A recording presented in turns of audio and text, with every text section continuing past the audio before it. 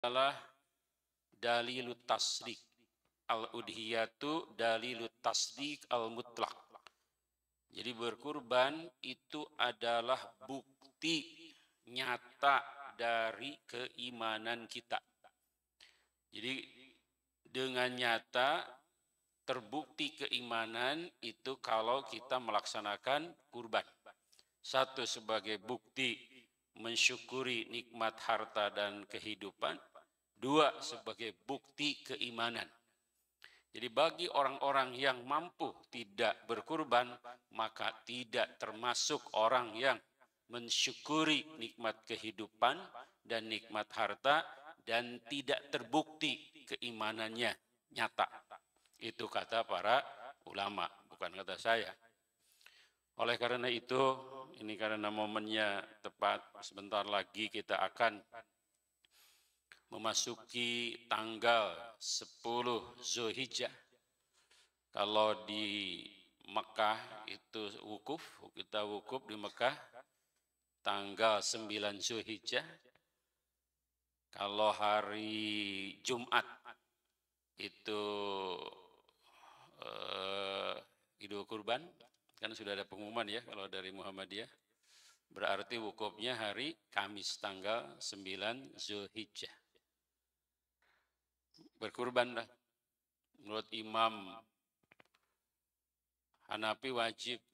Siapa penganut Imam Hanafi mayoritas di Turki, di Afghanistan, Libanon, Uzbekistan, itu rata-rata mereka yang penganut mazhab Hanafi wajib.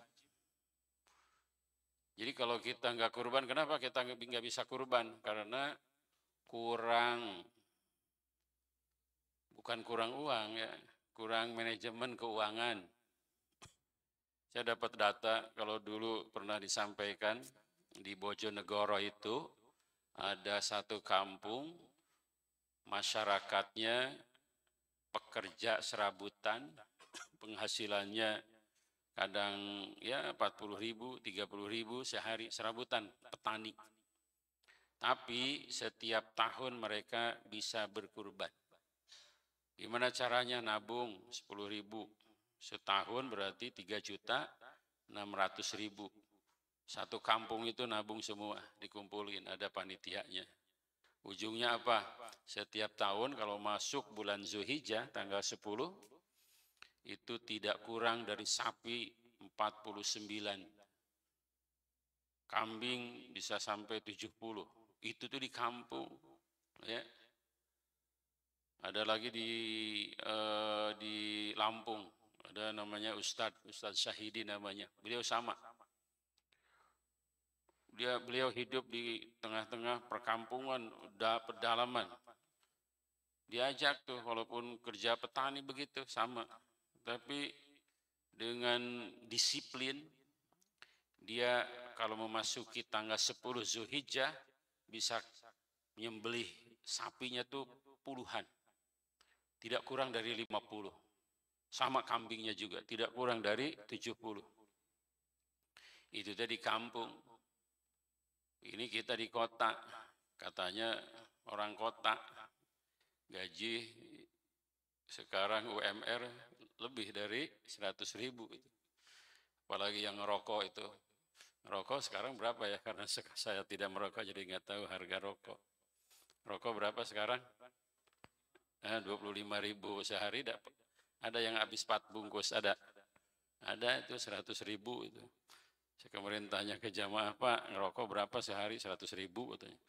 Berarti sebulan berapa?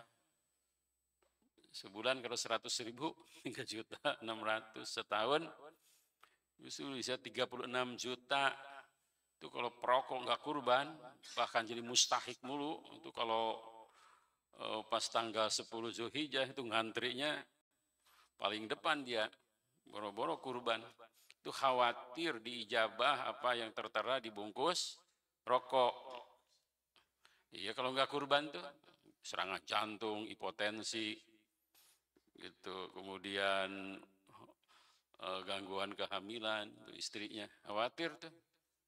Masa untuk rokok bisa, untuk kurban enggak? Jadi aslinya setiap keluarga, makanya Rasulullah SAW ada sebuah hadis, bisa cukup satu hewan kurban untuk satu keluarga. Cukup itu. Jadi gugur, impas tuh. Bagus mah setiap orang satu.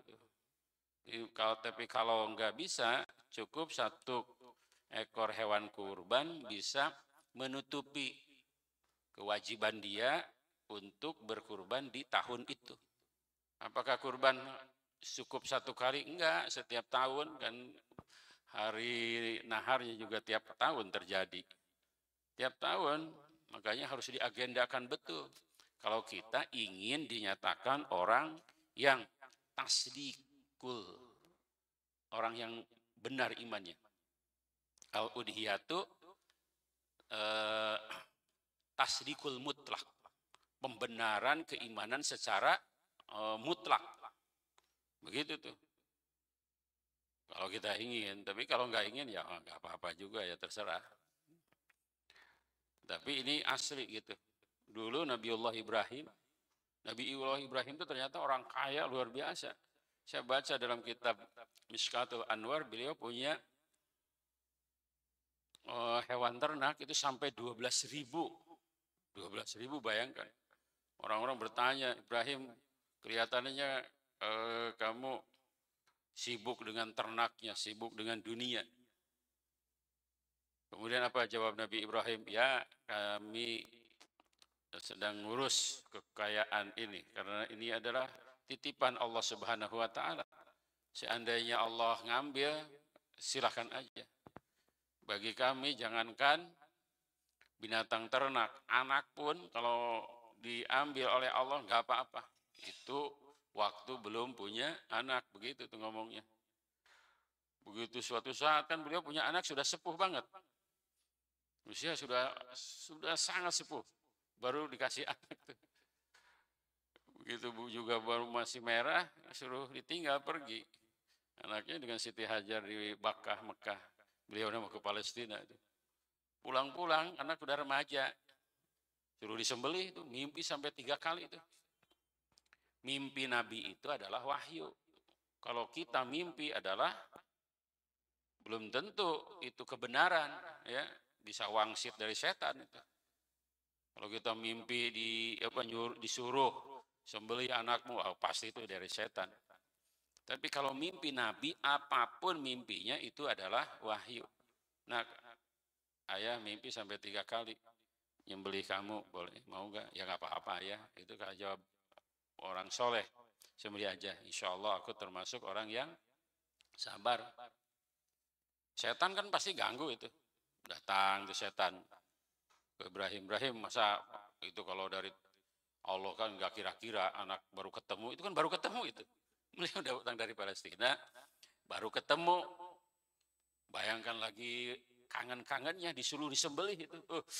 Kalau kita mah gak mungkin bisa melewati ujian itu. Apa tuh kata Nabi Ibrahim ketika didatangi oleh setan?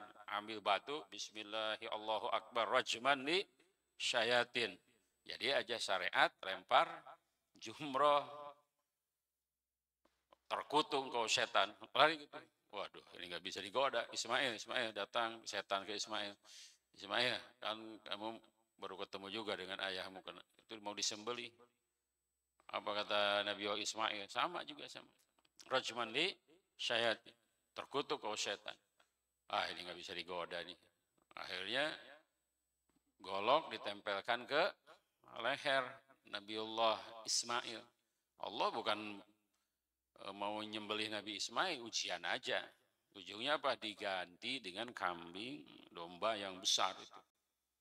Karena bukan disembelih Ismail tujuannya. Ini sebagai ujian. Makanya hikmahnya apa? Satu, kalau ada orang yang sibuk dengan harta, jangan seuzon.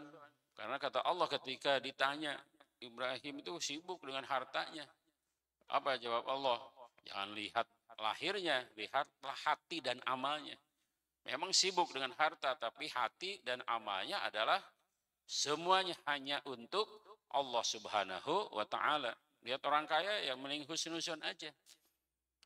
Siapa tahu amalnya lebih hebat dia daripada kita. Kita udah kurang harta, kemudian suuzon kepada orang kaya. Kan itu namanya iri, dengki.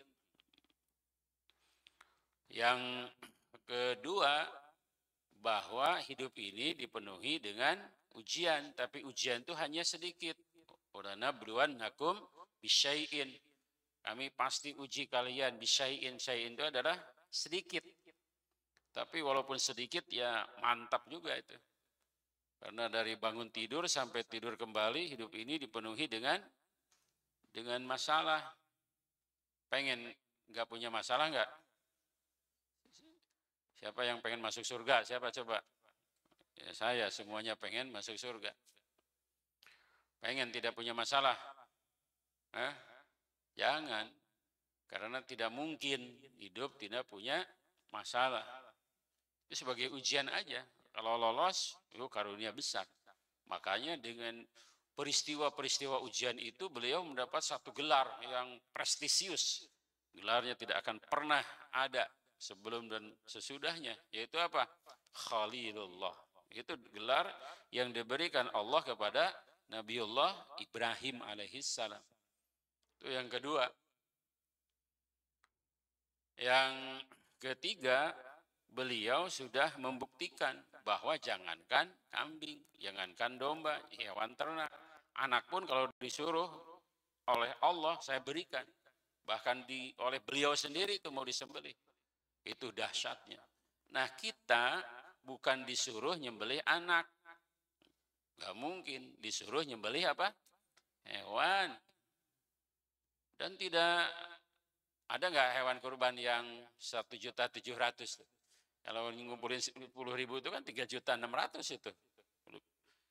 Nah sekarang 1.700.000 ada nggak kira-kira? Ada. Kalau dibeliinnya tanggal 13 Zulhijjah itu ada tuh sisa-sisa kambing daripada dibawa lagi ke Jawa Tengah, ke Lampung.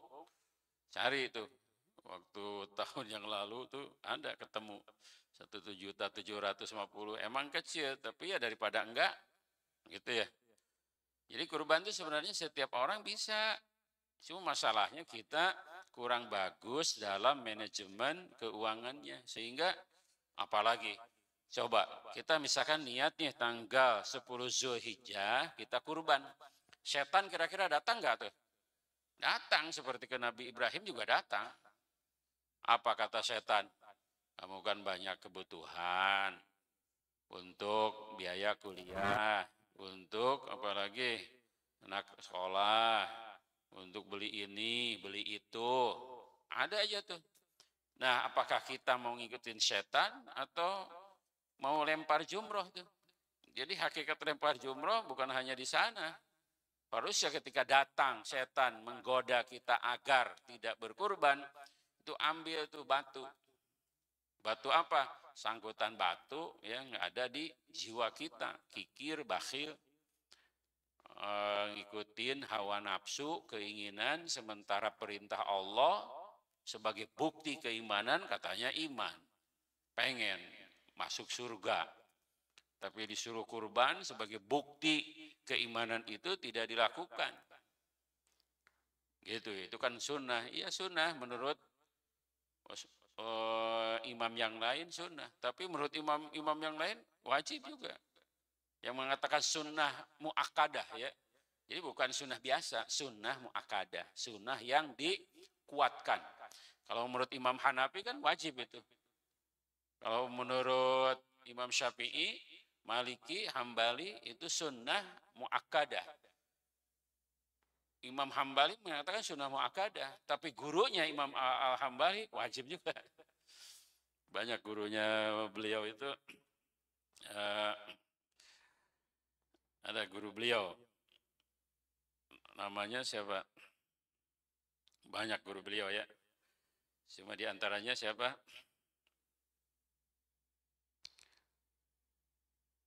Beliau mengatakan bahwa Al-Lais bin Sa'ad itu ulama besar dari Mesir. Kemudian ada lagi siapa? Imam, ada yang mengatakan wajib ya, Imam Ibnu Hazm, Imam Mazhab Jahari. Ini bukan gurunya Imam Malik ya. Mengatakan wajib juga. Rabi'ah Ar-Ra'yi itu gurunya Imam Malik. Rabi'ah Ar-Ra'yi. Beliau ahli fikih. Jadi Imam Malik belajar kepada Rabi'ah Ar-Ra'yi. Menurut beliau wajib. Menurut Imam Malik sunnah mu'akkadah. Kemudian siapa yang mengatakan wajib? Al-Lais bin Sa'ad, Al-Auza, Imam Ibnu Hazan, Ishaq bin Rahuyah. Kalau mempunyai keluasan. Jadi ada hadis Rasulullah Sallallahu Alaihi Wasallam, beliau menyampaikan, "Man lahu sa'atan wa lam yudhi fala yaqribanna musallana." Barang siapa yang punya keleluasaan. Apa yang dimaksud saat dan keleluasaan itu? Kalau sudah melebihi kebutuhan pokok, tidak juga pinjam, pokoknya mah kalau beli kambing aman aja untuk kehidupan, itu sudah melebihi kebutuhannya. Nah itu tuh menurut beliau wajib. Jadi upayakan insya Allah hartanya diganti oleh Allah Subhanahu wa Ta'ala. Bahkan ini secara spesifik. Supaya apa? Ya, supaya kita diakui iman kita oleh Allah Subhanahu wa Ta'ala. Gitu ya. Dan sebagai syukur atas apa? Ala ni'mata ini, atas dua nikmat, yaitu apa? Al-hayat, kehidupan, dan walmal, harta. Itu kalau kurban, maka semua, jangankan daging, tulangnya, sampai ke bulu-bulunya itu dihitung kebaikan. Jadi satu bulu itu satu kebaikan. Bayangkan itu kalau tebal, maka sunnahnya memang yang tebal, yang bagus bulunya itu ya. Rasulullah memang kurban dengan domba yang besar. Jangan mentang-mentang begini ya. Rasulullah juga katanya domba. Iya, tapi dombanya domba besar. Udah gak mungkin Rasulullah kurban dengan kambing kalau sekarang harga 1.700.000, gak mungkin itu. Itu ada sekarang domba besar itu sampai 15 juta itu. Domba itu. Nah itu tuh abdolnya. Ini jangan bikin susah panitia. Udah dikumpul-kumpul, dipasang-pasangkan. Nemu 7 orang, datang Pak Ustadz, saya mau kurban seperti Rasulullah, yaitu kurban domba. Itu nggak cocok itu, karena dia cuma nyumbang 2 juta. Nggak mungkin Rasulullah itu harganya, kalau dikonversikan sekarang ya, itu 2 juta, nggak mungkin itu. Rasulullah itu pasti yang paling terbaik.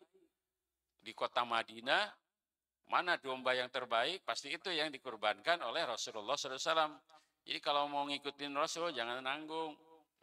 Cari aja domba yang harganya 15. Guru saya setiap tahun kurbannya itu domba. Tapi gak mau beliau. Kurban yang dombanya, guru ini aja yang 3 juta. Jangan, ngapain itu kecil. Mending cari yang paling mahal. Dicari, ketemu tuh yang 15 juta. Domba gede banget tuh. Itu yang utama itu. Kalau kita cuma nyumbang 2 juta gitu kan, patungan, udah gimana panitia aja. Kenapa? Karena kebermanfaatan itu lebih penting daripada nafsu. Karena kadang cenderung nafsu juga itu. Karena bikin susah tuh panitia. Jadi coba, kalau kita beli kambing sekarang misalkan harga 2 juta, kira-kira kambingnya besar atau kecil? Kecil. Paling juga 10 kilo itu, apalagi yang 1.750.000 5 kilo. Coba kalau dibelikan sapi, itu kebermanfaatannya lebih banyak. Dan inilah nilai yang ingin dicapai oleh syariat. Bagaimana ini menjadi manfaat sebanyak-banyaknya. Yang jamaah haji, jangan kurban di Saudi. Ngapain kurban di Saudi? Kurang manfaatnya di sana itu. Boleh niatnya di Saudi, pelaksanaannya di Indonesia kurban. Sebab saya pernah di Saudi itu lihat Wah itu kambing sejauh mata memandang. Kambingnya luar biasa banyak, yang motongnya sedikit. Kalau di kita kan kambing satu, panitianya bisa 5 itu. Kambing di sana, kambing 10, yang nyembelih cuma 1. Sembelih lempar, sembelih lempar, sembelih lempar. Siapa yang nyisitinya, orang pada nggak ada. Kambing lumpuh begitu. Ini kurban di sono. Lempar aja. Udah agak sore saya ke sana lagi, masih juga itu belum disisit. Datang beko diambil dibuang aja ke tong sampah. Begitu tuh. Karena bau dari pagi sampai sore itu nggak ada yang ngulitin. Makanya kalau kurban mah jangan di sana, udah kebanyakan. Belum kalau dam kan wajib di sana. Mereka kan dam dari dam aja udah jutaan itu. Yang legal itu minimal 6 juta itu. Bayangkan itu 6 juta nggak mudah untuk mengelolanya. Makanya di sana banyak, di samping RPH juga ada matbah. Ada ya dapur-dapur penyembelihan kecil, tapi nggak ada orang di situ juga. Cuma lihat 2 orang gitu kan di dalamnya. Hanya untuk beli kambing, terima uangnya, kasih kambingnya. Ya kita mau dibawa ke maktab, dilarang itu oleh Syekh Maktab, nggak bisa, paksakan disembelih di situ.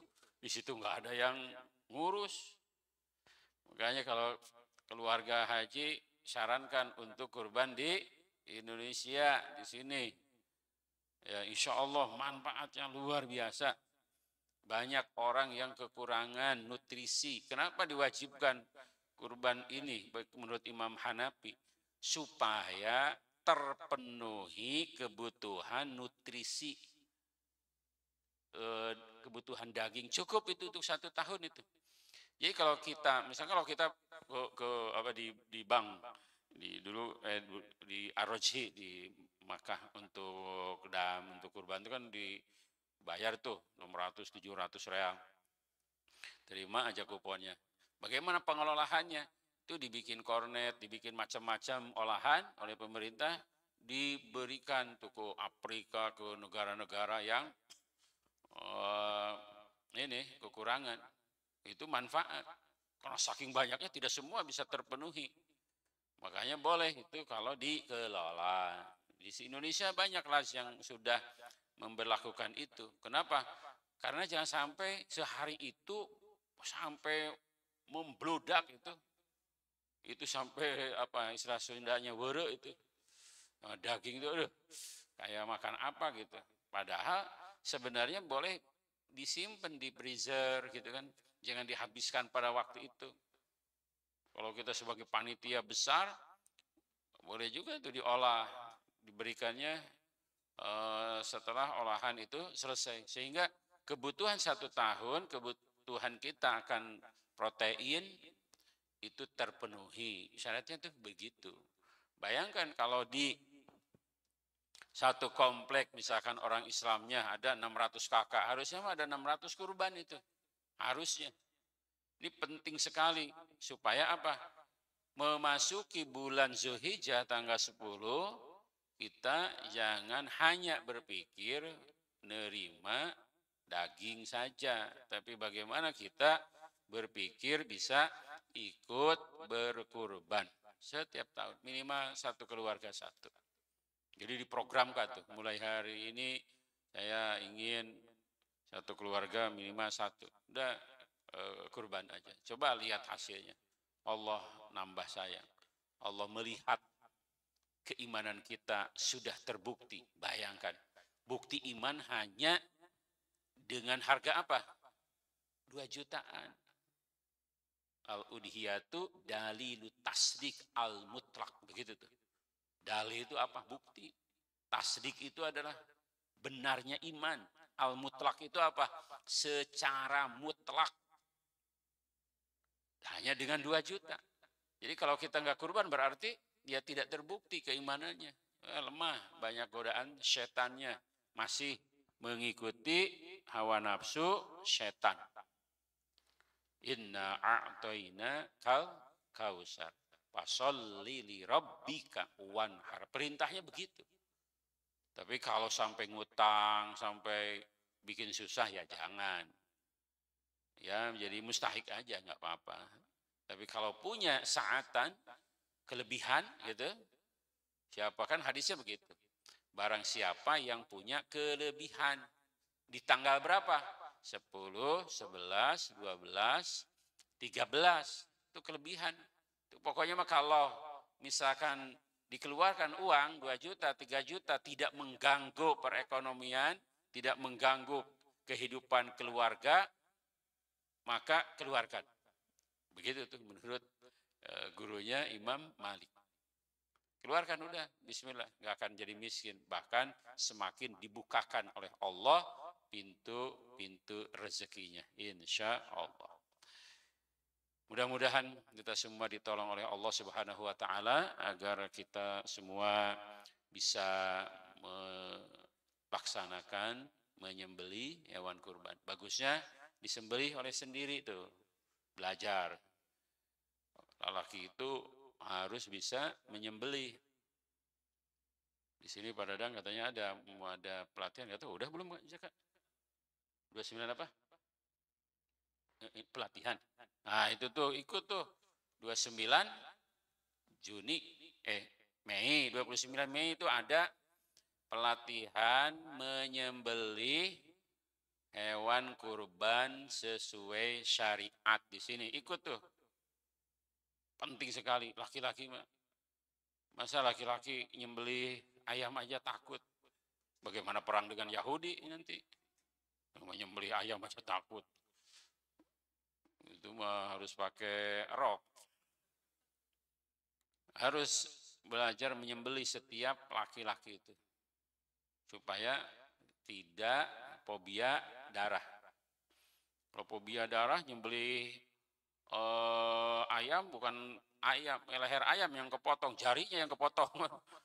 Itu dia pisaunya tajam banget itu. Mulai dilatih itu nyembelih ayam. Saya hampir tiap hari nyembelih ayam. Karena kalau beli ayam di pasar takut ayam yang sudah mati disembelih lagi. Mending nyembelih sendiri aja. Ke abang-abang beli ayam yang hidup tapi saya nyembelih ya. Ya udah, begitu lebih aman daripada yang sudah disembelih, kan nggak jelas itu, ngeri banget itu. Nah itu sebagai latihan. Kemudian kalau belum terbiasa jangan langsung ke sapi. Ada kambing kecil, udah saya aja yang nyembelih gitu. Tapi belajar dulu, karena ini kan kambing orang. Karena kalau nggak sah kan repot juga. Udah disembelih lari itu kambingnya itu, ya karena urat ininya belum putus, ada sampai lari itu kambingnya lari-lari karena belum putus, dia hanya hanya ininya aja, kulitnya aja separoh aja, itu urat nadinya belum belum putus. Mulai dari kambing yang jadi kesempatan. Jadi kenapa setiap keluarga itu minimal satu itu untuk belajar nyembelih, itu keluarga gantian. Sekarang abang ya yang nyembelih, sekarang bapak, nanti ada yang kecil. Setiap orang harus bisa nyembelih, harus berani. Kenapa? Karena memang begitulah syariat mengajarkan. Kita diajarkan banyak kan. Di samping kurban, akikah, itu nyembelih juga itu. Ini mau nunggu-nunggu itu penyembelih. Padahal dia lagi nyembelih juga di lapangan sana. Sehingga apa? Itu di tempatnya dia sampai jam 12 baru dimulai. Kenapa ini lama amat? Nggak ada yang nyembelihnya. Lah ini kan orang ngapain di sini panitia 20. Nggak ada yang bisa nyembelih satupun. Untuk apa juga? Begitu panitianya banyak, nggak ada satupun yang bisa nyembelih. Makanya ikutan tuh besok tanggal 29. Itu penting sekali. Penting. Demi Allah itu penting. Jadi supaya apa? Supaya ada keberanian, ada ilmunya. Harus ada ilmunya dulu, minimal begitu ya. Insya Allah. Itulah syariat Islam yang luar biasa, sehingga kita diberikan ajaran-ajaran untuk membangun syaja'ah, keberanian kita. Gitu. ikuti pelatihannya, nanti kalau hewan kurban, beli, sembelih sendiri. Nah, kan aman ya kalau punya sendiri mah. Kalau punya orang lain kan takutnya lari, komplain nanti yang punya kambingnya. Kenapa kambing saya disembelih lari lagi? Ya nggak mau, nggak terima.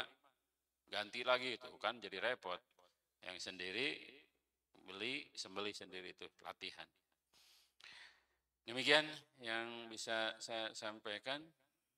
Ada pertanyaan? Silakan. Nggak ada? Alhamdulillah nggak ada ya. Mudah-mudahan sekali lagi Allah menolong kita semua. Beranikan, udah bismillah kurban. Insya Allah Allah bukakan pintu-pintu rezekinya. Mari kita tutup dengan doa kifaratul majlis. Subhanakallahumma wa bihamdika asyhadu an la ilaha illa anta astaghfiruka wa atubu ilaik. Assalamualaikum warahmatullahi wabarakatuh.